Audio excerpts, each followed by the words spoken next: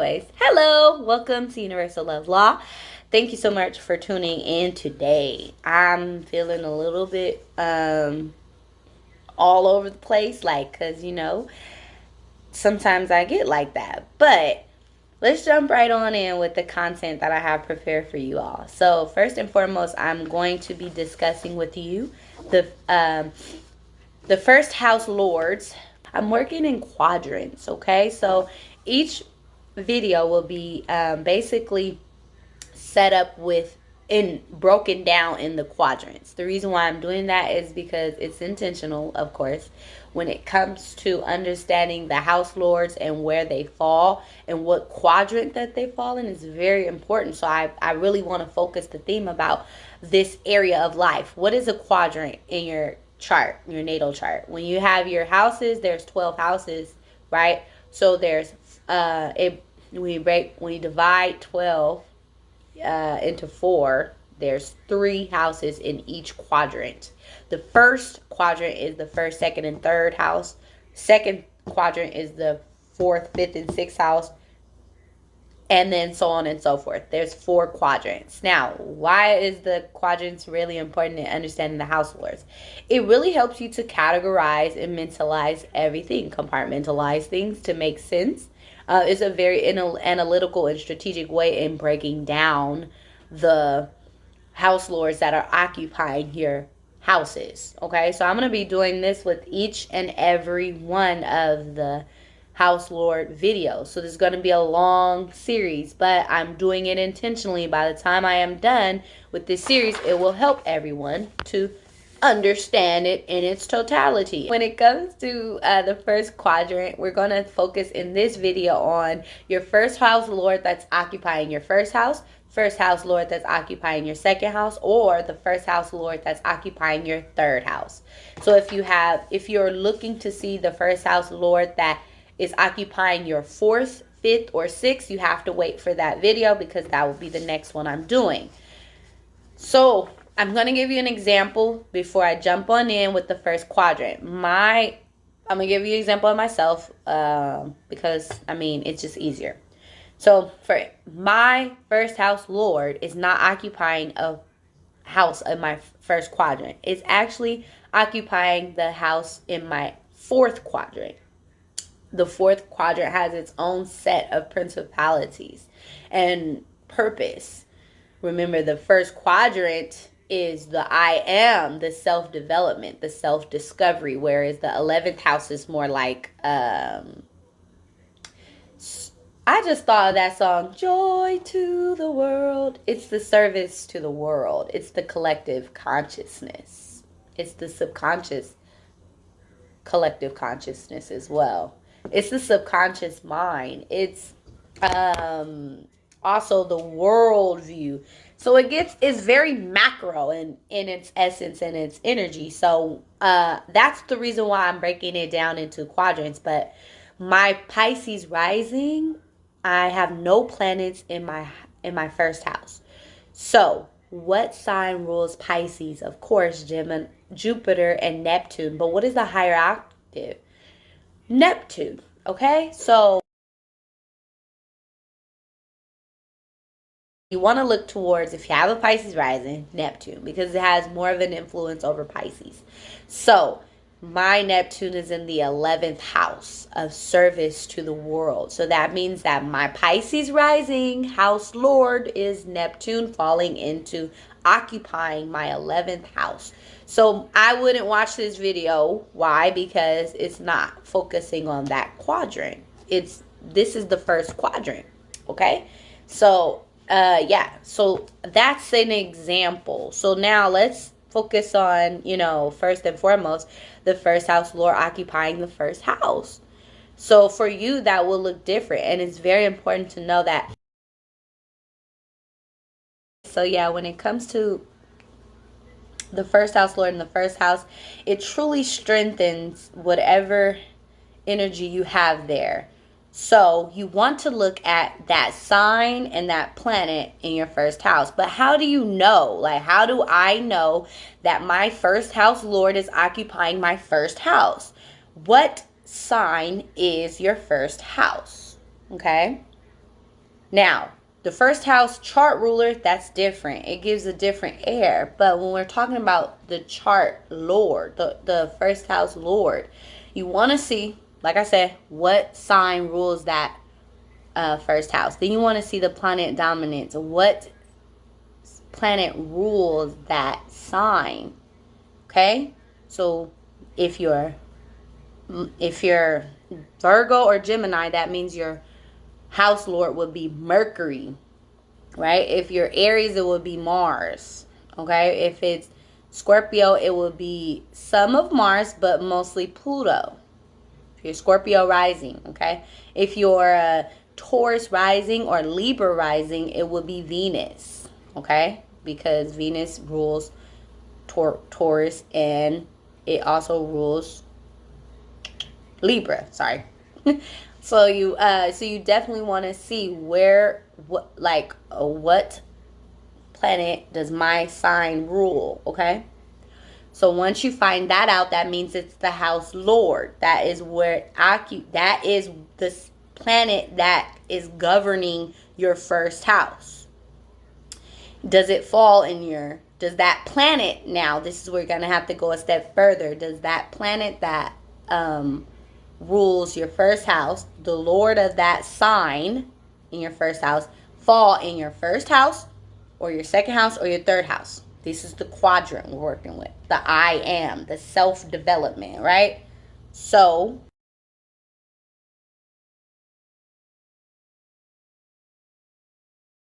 when it comes to that, if you know now that your first house lord is falling in your first house, is occupying your first house, know that it's going to give you a very strong dominance of that sign, okay? And more so that planet, all right? So you're going to be so we're focusing on the first house lord occupying the first house, right? And then I'll move into the second, and then I'll move into the third. But you guys are going to be very in tune with yourself in a way that other people would not be in tune with themselves. Like, it's going to be enhanced. Okay? You're going to be, it's like the understanding of self, your personality, and the way you develop it through your experiences is going to be very focused, a very key focus for you in your life. And it can go from a micro to a macro level, like when it comes to just the way you dress, like there could be a very infinite importance on that.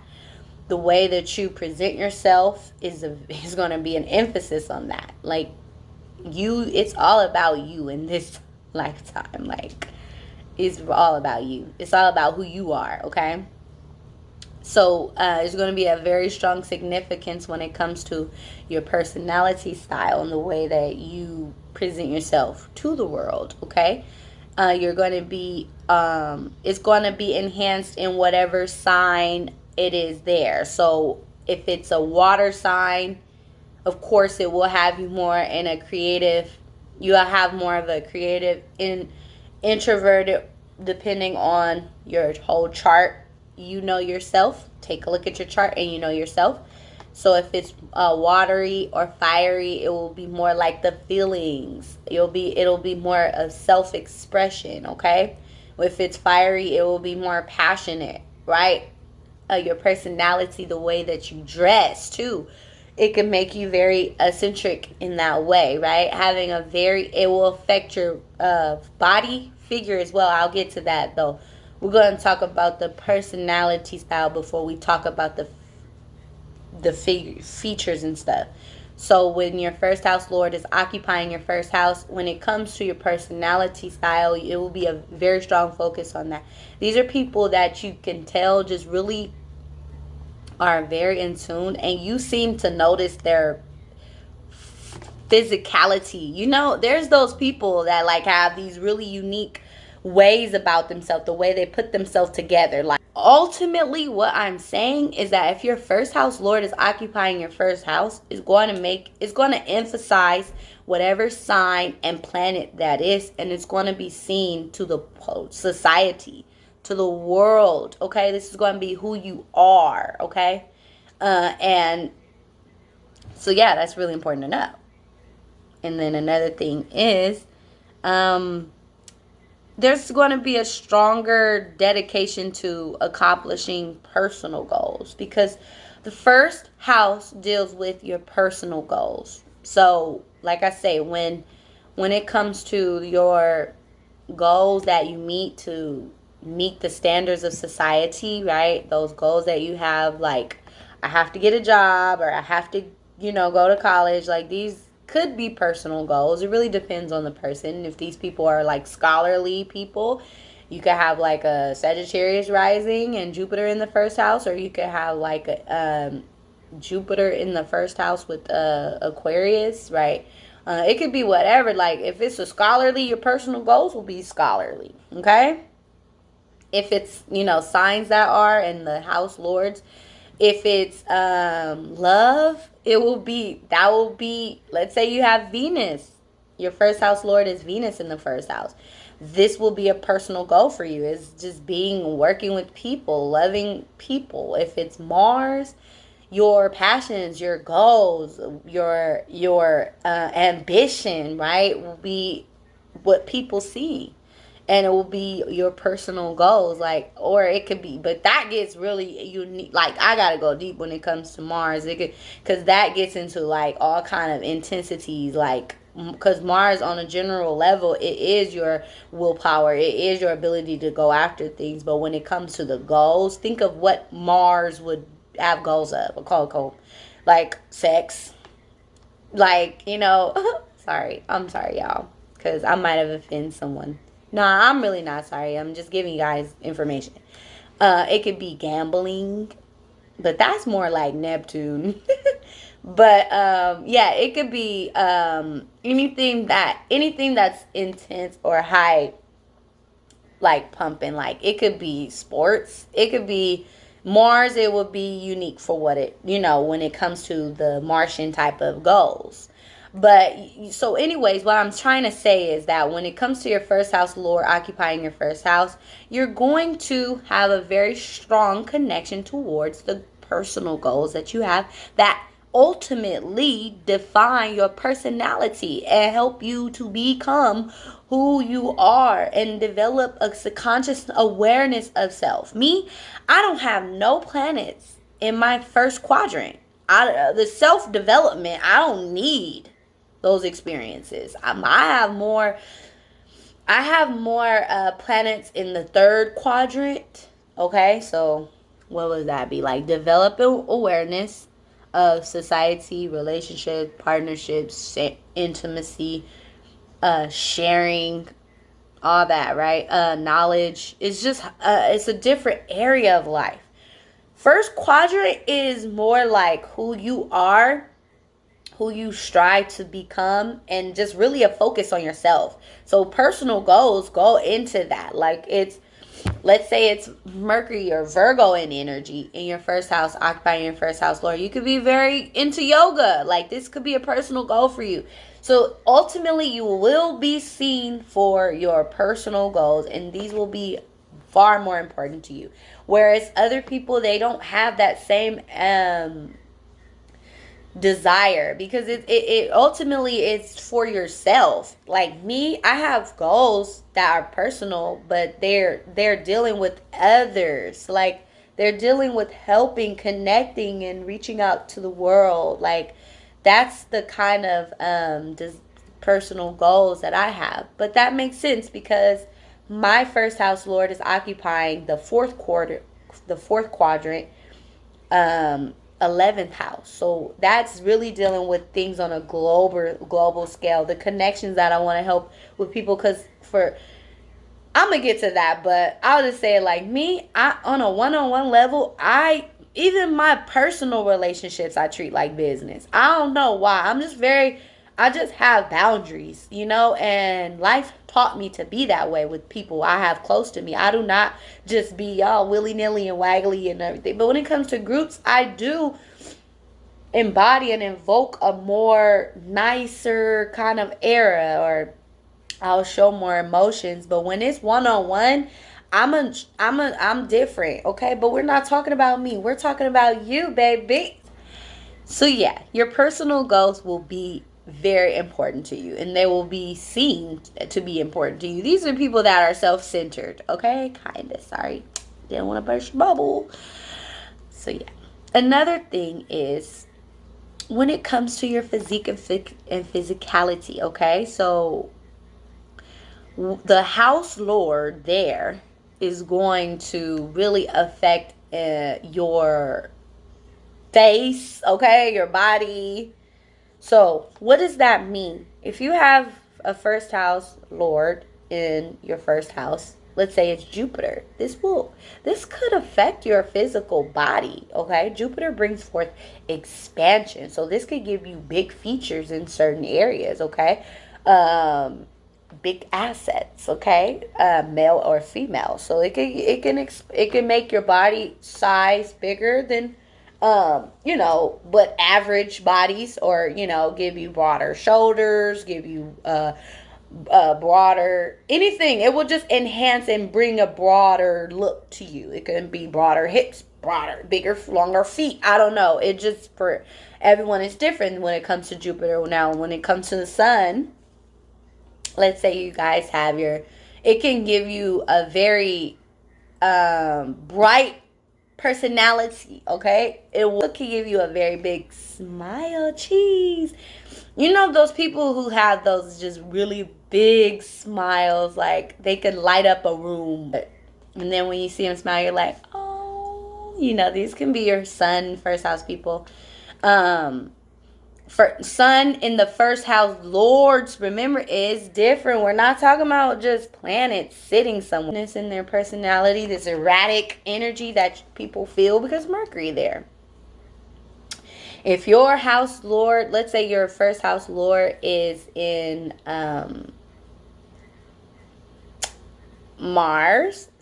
Aries or Scorpio, that means that your first house lord will be Mars, right?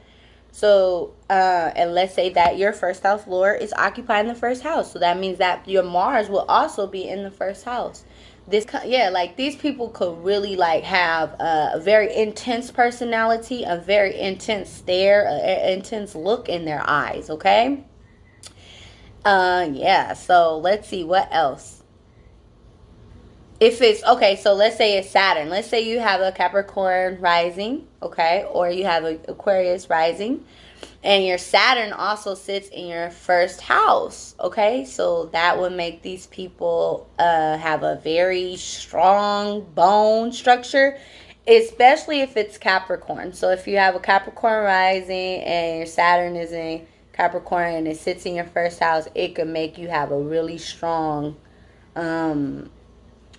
facial feature, because Capricorn deals with the bones, okay? So it can have you with some strong teeth, really, your facial structure, your physique, your body. Like me, you see, I got round little bubble shoulders. My moon in Cancer, my damn Pisces rising, but if your first house lord is occupying the first house and it deals with Capricorn and Saturn, it would make you have some big, strong bone structure, as well as if you have Aquarius rising with Saturn in the first house, it could make you have cankles. Because it deals with the shins, but it also could have you muscular shins. It can have you because it deals with your physicality, okay? So it could affect your ankles. You could have some really beautiful little legs, right? You have hairy legs. It could affect you. It depends on the aspects and everything. So, but yeah, so Saturn there will affect these parts of your body if it's in the first house. Remember, because it deals with your physique, literally. Pluto will bring a really strong, intense. These people kind of look don't kind of talk to them.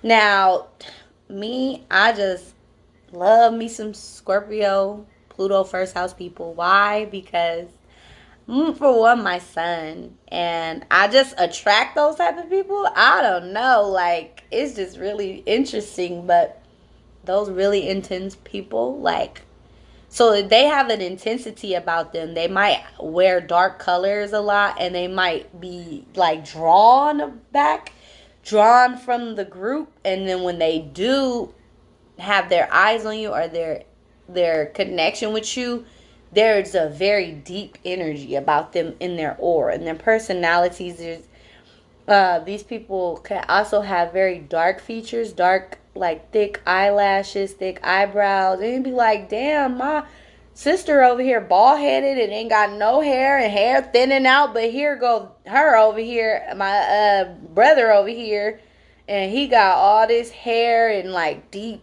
dark features. And it could be that, right? It really gets to that point. It affects the physical body. So like, yeah, I just wanted to like let you guys know this is an open discussion. That's why the video may be long, and that's why I'm working in quadrants. Because if I was to do this, if I was to do the first house lords in the first quadrant video, if I did it with like from 1 to 12, that video would be like 4 hours. And I don't know about you, but I got a lot to do. No, I'm just kidding. I know y'all have a lot to do, because people already be in my comments telling me like, you need to make your video shorter. So yes, so that comes with the territory of the first house lord in the first house. So these people have a very distinct feature due to the planet there and the sign there.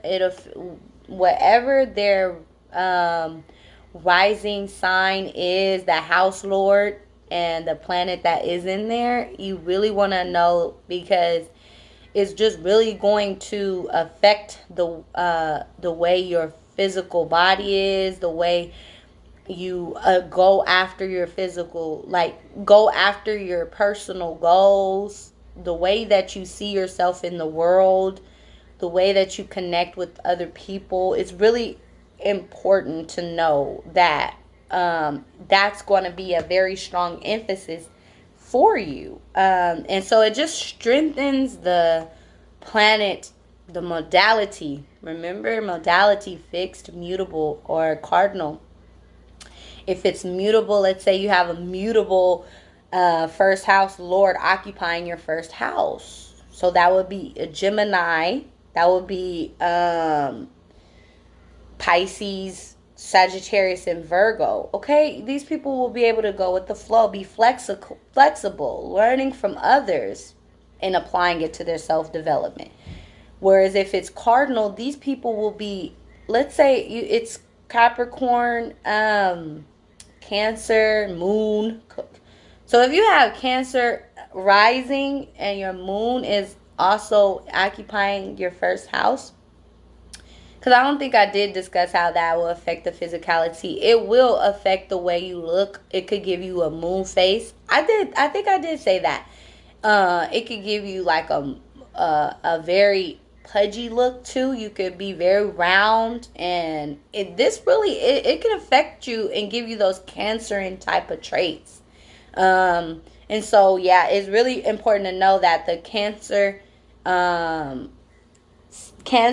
Capricorn, Aries, and Libra, these are cardinal signs. So if you have a cardinal ascendant and your house lord is also there, it will give you very cardinal energies. So that means that it will have to be like Capricorn, Saturn in the first house, okay? It will have to be Aries, Mars in the first house, okay? So you have to have an Aries rising and your Mars and Aries in your first house, okay? Understand the lordships, okay? So yeah, it will give you cardinal initiating energy. So these people will be very rambunctious, just jumping in head first. And even if it's grounded, these people will be very practical when it comes to their goals, what they go after, the way that they project themselves to the world. These people will be like, don't tell me what to do, okay? I'm going to do what I want to do. They're going to initiate the way that things should be said, or the way you should wear something, the way that you should project yourself in the world, because it's cardinal energy. It's It's the self-starters. These people will be self-starters. They won't need to look around and see how other people are doing things so that they can fixate themselves and then be on their own way. That is more fixed. So let's say it's a Leo rising and your sun is in Leo and it occupies your first house. If it's Aquarius rising and you either have your Saturn in Aquarius or your Uranus in Aquarius that's occupying your first house. If it's your what are the other cardinal? Fixed Scorpio or Taurus. So that Taurus will be, excuse me, it will be Taurus rising with Venus and Taurus occupying the first house. Scorpio rising with Pluto occupying your first house, because your Pluto is in Scorpio as well, or the sign over, but it still occupies your first house. Or if it's Mars, okay, so if you have a Scorpio rising with your Mars and Scorpio occupying your first house, these are fixed people, okay? So the first house lord that's occupying the first house, this will intensify your personality and make you more fixed like in nature. This is the modalities. So it's really important to know what sign is it? What element is it? Is it water, fire, air, earth? Is it cardinal, fixed, or mutable? Is it what planet? Like, you want to know these things so that you can see the way in which your personality will be intensified. Like, you know how some people will say, well, they're both Scorpio risings, but this one seems like a hardcore Scorpio and this one seems really nice and I wouldn't even have known. Yeah, that's because there's an intensity when it comes to the first house lord occupying the first house.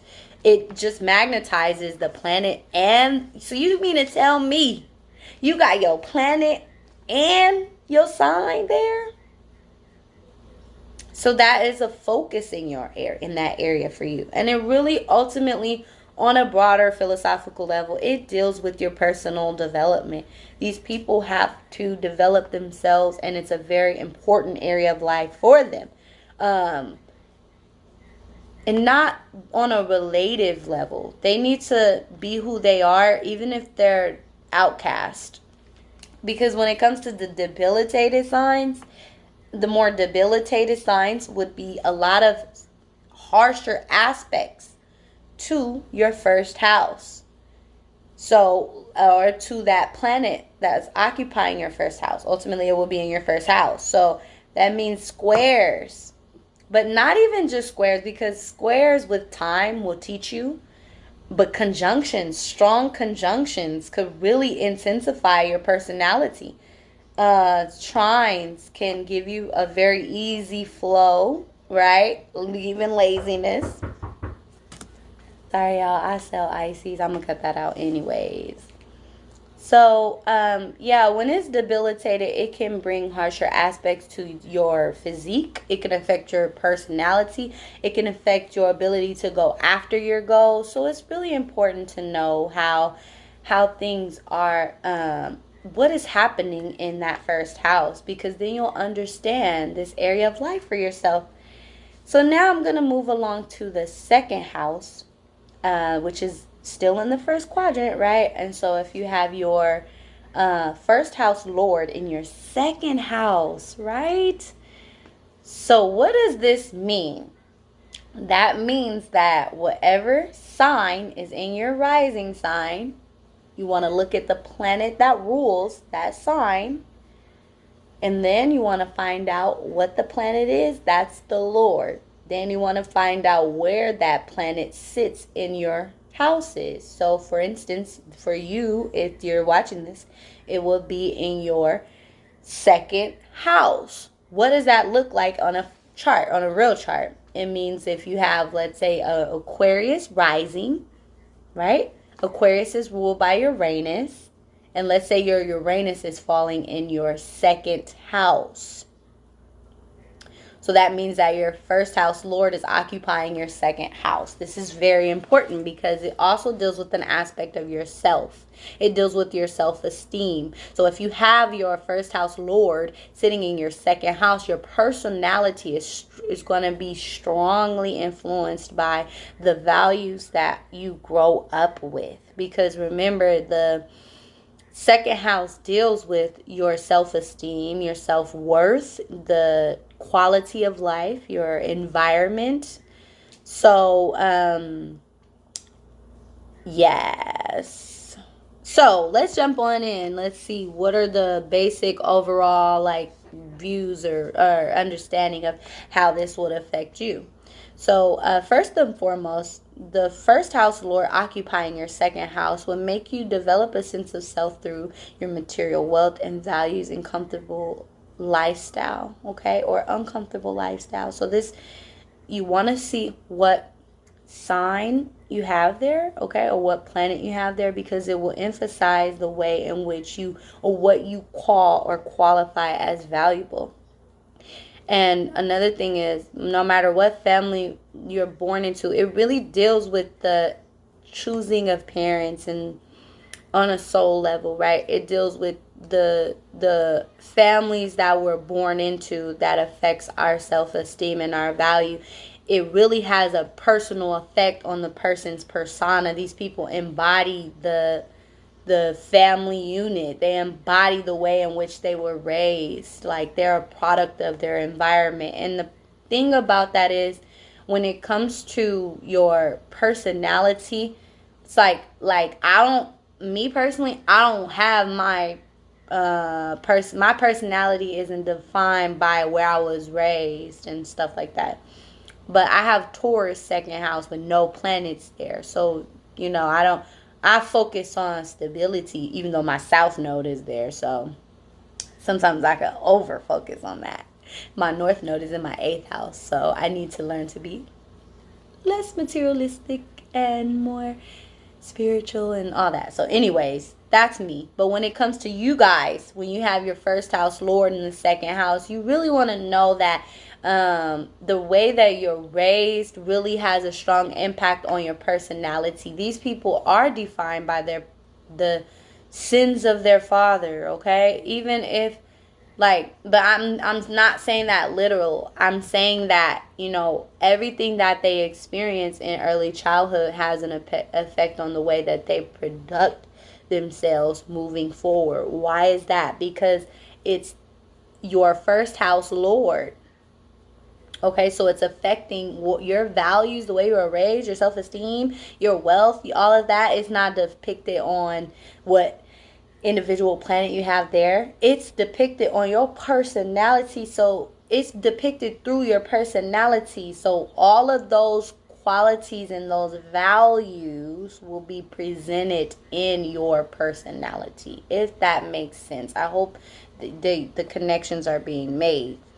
So another thing is, they could be very active in their families, right? And they could really value the way that their family looks or their reputation, right?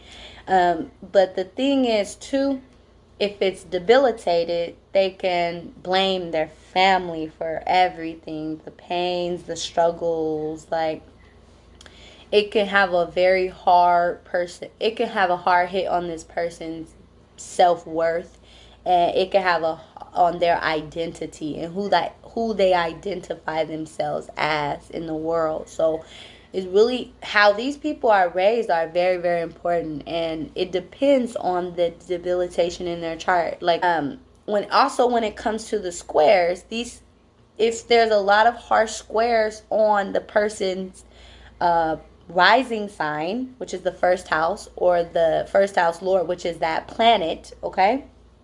So the planet that's falling in your second house, if there's a lot of square energy, it will produce you to overcome the pains, the burdens, the sadness, the way that you felt you looked in the family you feel like you were raised in, the things you always wanted you never may have gotten, the value systems that you have, your morality, the values that your family has, okay? So this is for the people that have more jaded or harsher aspects, I just want to let you know that, it really depends on your chart. Utilize the power of your chart. Know where your opportunity, if it's sextile opportunities, focus on the opportunities that you have to help heal your ego, heal your identity of self.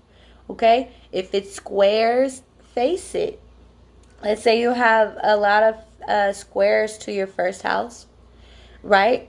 And this is really complex. You got to understand astrology to really follow what I be saying. I be sounding like so scientific, but I hope it helps who it helps. Ultimately, I'm not for everyone. I'm not. So, yeah, but when it comes to like if you have some squares there, know that over time, if you face and endure the problems that resulted from your youth and the values you had and the way you were raised, you know that over time you can heal those aspects of yourself. So yeah, so it's very important to know like what's happening in your chart, and it can really help you heal those childhood wounds because the first quadrant deals with self. And so I know that your first house lord occupying your second house can affect you in a way where it funnels like your values and everything you were kind of taught, the way that you're taught to treat yourself, the way or what you feel you deserve, your worth, what you value in material wealth, what is some things that you value, is really taught to you through the way that you were raised. And so that's why, this is a sensitive area. I think that anybody that has this aspect, it can be really, really good. You can come from a family of wealth and it'll really influence your personality. These people carry on their family lineages. They carry on family businesses. They feel as though they live for that. They project that in their persona. They make their families proud, and they don't have to try. You get somebody eighth house lord in the second house or something. It's like, I don't, or 11th house lord in the second house. These people are like, I don't want to freaking do what my family did. I want to do something else. Like, or we gonna change the name of the business. Like, not with the first house lord in the second house. These people that are more positively aspected, these people want to affect the family in a way where they are like, they make their family proud due to the reputation and the way that they develop their identity of self. They identify themselves on the values placed upon them. So whether it's positive or negative, ultimately it has a very strong influence on these first house people or struggles. Okay, this could make you struggle with your self identity. And what do people do when they struggle with their self identity? One of a few things. They can isolate themselves from the world where they no longer are exposing themselves to have these personal experiences with people. They could drink or get high and do all these different substances to drown out who they are and not focus on that thing that's just always on the front of their mind. We're talking about when it's struggle, right? We're talking about when the first house lord in the second house is born into a family of struggle, okay? They don't have proper value systems. It affects the personality of this person, this identity. It affects the way they value themselves, and so they could be extremely, what's the word? Detached from wanting to develop their self-awareness. That could be a karmic lesson for them. That's karmic, okay?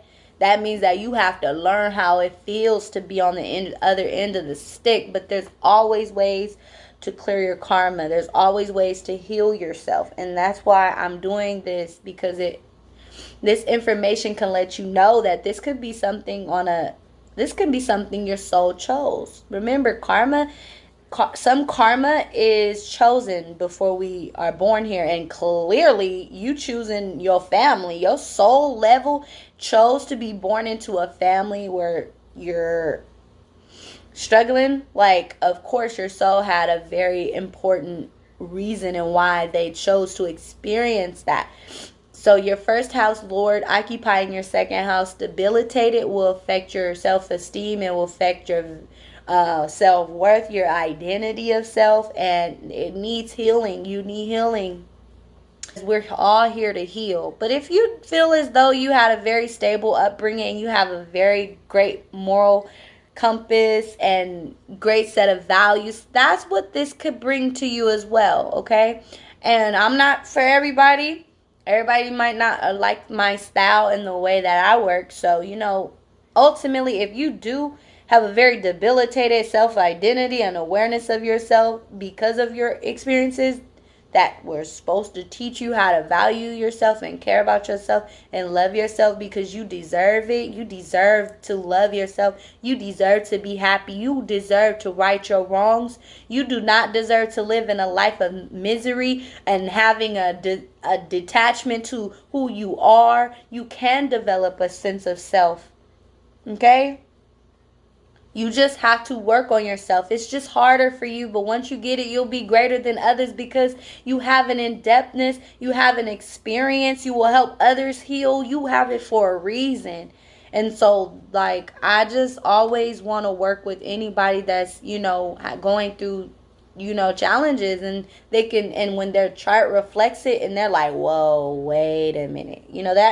That shocks you when you see your chart revealing things about yourself that you thought was just karma or like a bad, oh, got the short end of the stick. No, you got to understand your soul chose that. And that's where we take the victimhood out of things and we begin to transform, transmute the energy, and transcend. This is what I am great at because I'm an 8th house stellium Scorpio. So I know what it means to overcome struggles, hurdles, and lose it all, gain more, and bounce back. Like, I know that energy. So, but this one is dealing with your psychology because it's dealing with your mind, your sense of self.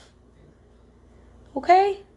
So, I just really, have to, especially what planets are there. Let's say that you have a Cancer rising, right? Let's say that means that your rising is ruled by the moon. Let's say your moon is in Leo. That would make your first house lord, the moon, falling in your second house of values with Leo there. So that can show a person whose father figure, because Leo, well, we're talking about the moon. So their mother figure could have been a very strong influence on your personality and gave you a lot of your values. It can show that your mother was not there and your father was the mother figure. It shows up different for everyone. And so it can tell you a lot about the energy that you chose, because when you understand your chart on a deeper level, and when you're understanding your chart on a level to where it's hurting you to face this information, then that's when you're on the step to healing yourself. And that's what we're all here to do. We're all here to heal so we can connect. Okay? Once you heal, you help someone else. Each one teach one. That's connecting the chains, connecting the links. And so that's why I do what I do. I do this astrology to help people understand aspects of themselves. I utilize astrology as a tool to help them understand aspects of themselves so that they can connect to others and help them heal. Other thing is, and this is the very last thing this is the last thing I'm going to talk about when it comes to the first house lord occupying the second house, because this video is so long. I'm going to cut a lot of stuff out anyways. But yeah, so the first house lord occupying the second house. Remember, the second house deals with your 5 senses, indulgences, okay? And so these people, you don't want to be overindulging. Why? Because it will affect your physical features. Okay, so these people, your health is important because how you are feeding your face, what you are indulging in, what you are finding pleasurable when it comes to the senses, okay, the feelings, feel, touch, taste, hear. These people could be into ASMR depending on their sign there. Um, it can affect people in a lot of ways. These people could have a great ear for music, okay, because it deals with the five senses. The second house deals with the five senses and the things we indulge in, okay, and it will look different for everyone. It will look different for everyone, okay? These people, it could be sex. People can overindulge in sex and have very strong sexualities in their personality.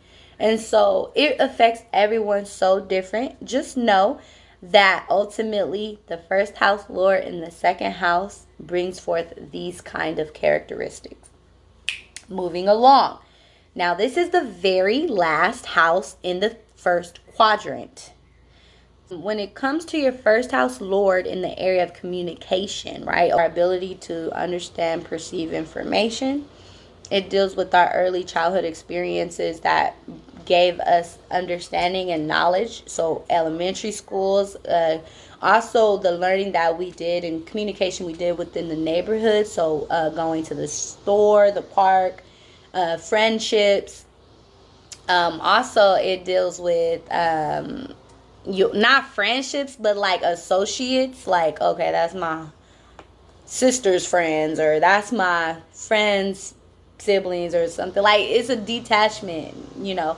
And then also long distance relatives. The third house is affected by that, and as well as information that you find around the house, like newspapers, comic books, anything that that child was exposed to. Music influences your third house, and influences your mind, the way you think and process information, okay? So now when it comes to like a person that has a first house lord in the seventh house, one-on-one relationships will really be impacting their personality. Those type of experience will make or break a person, okay? And these people, that could look, that looks different. But when I'm talking to you third house people, you first house lords in the third house, that means that your rising sign, the planet that rules your rising sign, is falling and occupying your third house. So that means that these third house experiences will be affecting you on a personal level. They will shape and mold your goals, personal goals. Like, let's say these are people who want to open up a place, a business in their neighborhood, okay? Especially if it's like some type of bossy sign there, like Capricorn, or, you know, like someone that's self sufficient and wants to make their own money and things like that. Um, and then so yeah, they will open a place down the street from where they were born, right, born and raised. Like, that's just an example of how the third house, the personality, the personal goals that a person has for themselves. So these people also desire independence, and they could be very popular and well known in their neighborhood. But just like, you know, there's a flip to every coin. These people could be known in the neighborhood for their personality, for better or for worse. These are the ones who was growing up fighting, like, oh, they got a name for themselves for fighting. Or these is the one that grow up for having the best fashion statement. Okay? Like, wow. Like, I can imagine a first house lord falling in the third house. Everybody talking about what they were wearing and what, like, oh my God, it makes so much sense. But it depends on what, you know, that sign is there. You know what I mean? Like, it depends on the signs and the planets. Another thing, what else? I can see the first house lord is your personality. So I could see someone who was just very funny, joking all the time, making everybody in the neighborhood crack up and laugh. All the friends laughing because this person was so funny. So yeah, when it comes to your third house, it deals with your siblings. Okay, so your siblings can have a major effect on you. Um, and depending on the way that you grow up, you can resent your siblings for a lot of things that they may have done to you that kind of shaped and molded some insecurities of your self identity and awareness, if they were not so kind, right? Um, so it also deals with the information that you received from like things around the house, things that you may have read or things that you may have been exposed to, like videos, movies. These people really like they want to be the person they see on the screen. That they really like the person that they really admired, it really spoke to their identity and their awareness. So they get a lot of their personalities developed, even their personal goals, even their self-awareness, their identity, the location and area, everything really has a major influence, but also it impacts the way these people want to express themselves to the world, right? How they were raised will have a direct effect on the way that they grow up to be. So let's say that they're raised in a very country neighborhood, right? A country place. This is going to affect the way that their personality is. Like, they're going to be proud of like who they are and what they came from. Like, that's there's sayings like you could take the person out the hood, but you can't take the hood out the person. That is really the first house lord in the third house, occupying the third house. Where you were born and raised and how you was, like your culture kind of is going to affect your personality so much. It's like, how you just can't help, like some people just can't help things because of the way that they were raised. Like the way that they were raised is the way that the people in the world kind of see them. And so, because they cannot shake it. It's a part of their personality. Like what their early experiences really affect and mold them, because that it directly links to their persona. Also, because third house deals with independence, these people could really want to be seen as very independent people. These people could be very fast talkers, very smooth talkers. So you want to look at the planets, because the planets will really tell you exactly how the communication style will be. Like your communication style is affected truly, and it affects your personality. Will be very affected by your communication style as well. Like me, I don't really have too many I don't have any connections really to my first house in the first quadrant, so my personality is not really defined by these type of experiences, like persona and like values and like my neighborhood and where I was grown up and raised. Like I'm not in my personality and my communication is not affected from that. Like it's not the same. Like for me, my third house lord, actually, because that's the only way that I'll really be able to define it.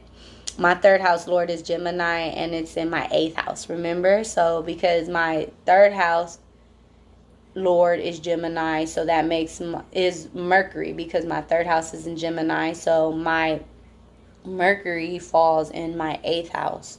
So that's different. Like I'm gonna get to that later, but when it comes to you guys, school environment really affects your personality. You guys were very into the school experience. Like, even if you were introverted and not really social, you guys still were very much so affected by the school experience. Me, I forgot. Like, I was not in school. Like, I was in school, but I was on my mind was thinking about everything else but school. Like I didn't even really have, like I had friends. I think I was more into like the socialization with friends because I have a Gemini third house.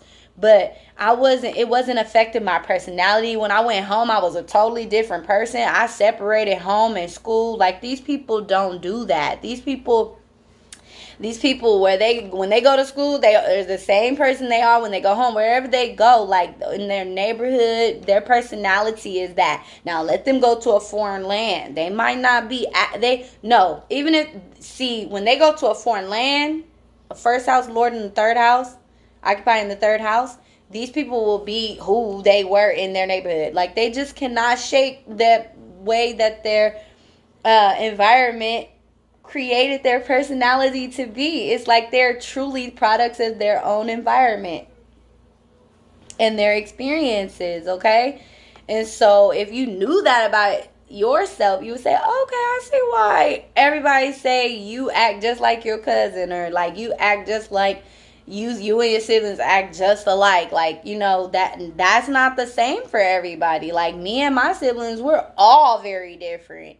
I have a Gemini third house, and the communication was not really there. Like, and the older we got, it's strengthening with some of my siblings, but that's the thing. Like, it deals with these areas of life, and it affects your personality. Okay, so when your first house lord is in the third house, you want to look at the planet, like I said. You want to look at the sign there, and you want to look at the elements. Okay, is it water, fire, earth, air?